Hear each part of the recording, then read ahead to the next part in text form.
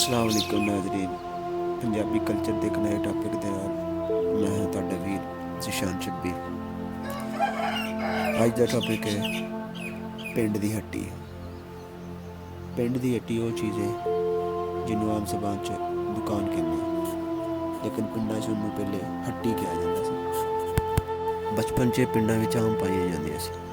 इन्हां दी खूबसूरती ये होंदी सी कि नोटां तो इलावा कणक कपाह के बदले भी इत्थे सौदा मिल जाता सी ते झुंगा नाल वखरा मिलता सी।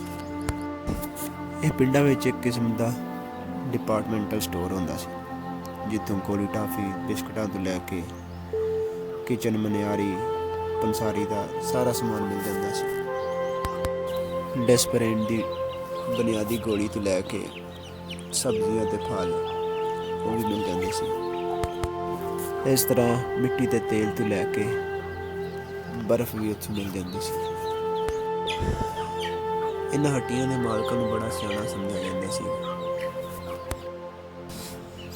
जेड़े वेले के वेले बंदे की नबज चैक करके बीमारी भी दस दिंदे सी। ना हुण वो सट्टियां वाले सियाणे लोग रहे, ना ही हुण वो हट्टियां रहियां। वीडियो बनाने का मकसद कोई खास नहीं सी, बस बचपन की याद नूं ताज़ा करना सी, दसना सी कि वो वक्त कितना सोहना सी जदों हर पासे खुशियां सी, टेंशन फ्री लोग फिरदे सी।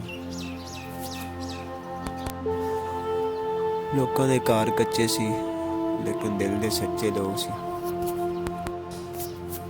इस पंजाबी चैनल विच तुहानूं पंजाबी कल्चर नज़र आएगा, पंजाब की खूबसूरती नज़र आएगी। इसलिए तुहाडे अगे गुजारिश है कि इस चैनल को लाजमी सबसक्राइब कर लवो तो बैल नोटिफिकेशन नप लवो ताकि तुहाडे कोल पंजाब की खूबसूरती दियां खूबसूरत वीडियो तुहाडे तक पहुँचदियां रहन। रब राखा।